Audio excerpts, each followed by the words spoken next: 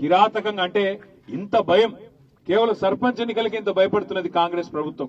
నిజంగానే 2 ఏళ్లలో మీరు అద్భుతాలు చేసింటే, మీరు నిజంగా బయట చెప్పుకుంటున్నట్టు రేషన్ కార్డులు ఇచ్చినాము, ఇండ్లు ఇచ్చినాము, రుణమాఫీ చేసినాము, అన్ని గొప్పగా చేసినాము అన్న మాట వాస్తవమైతే ఎందుకు భయపడుతున్నారు? ఎన్నికలకి ఎందుకు ఆగమైపోతున్నారు? చిన్న చిన్న వాటికి మీరు 6 గ్యారంటీలు అమలు చేసింటే, మీరు ఇచ్చిన 420 హామీలు అమలు చేసింటే ప్రజలే మీకు బ్రహ్మరథం పడతారు, ప్రజలు మీరు అడగకుండా ఓట్లేస్తారు.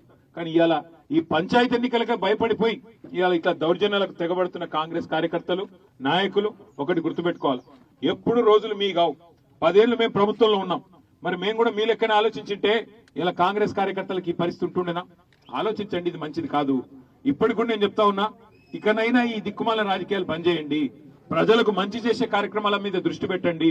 ఇక మీరు ఇట్లాగే పోతుంటే మరి మేము కూడా తిరగబడక తప్పని పరిస్థితి వస్తుంది.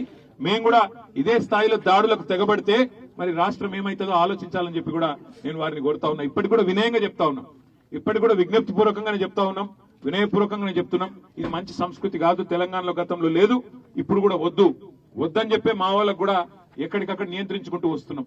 ఇక్కడ మల్లయ్య గారి మీద దాడి జరిగి వారు చనిపోయిన మరుక్షణమే నేను ఫోన్ చేసిన కిషోర్ గారికి, తమ్ముడు మరి మేము అందరం కూడా రావాలనా?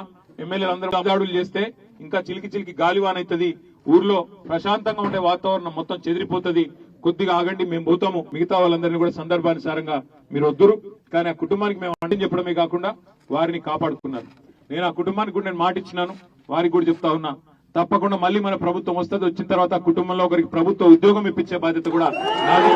వారిని తప్పకుండా కాంగ్రెస్ నాయకులు కవ్వించే ప్రయత్నం చేస్తున్న మొక్కవోని ధైర్యంతో ధీరోదాత్తంగా పోరాడి మరి దగ్గర 50% ఇవాళ సర్పంచ్ స్థానాలు కైవసం చేసుకున్న వార్డు మెంబర్లు, ఉప సర్పంచ్లు గెలుచుకున్న మా గులాబీ సైనికులందరికీ శిరస్సు వంచి వారికి నేను హృదయపూర్వకంగా నేను అభినందనలు తెలియజేస్తా ఉన్నాను.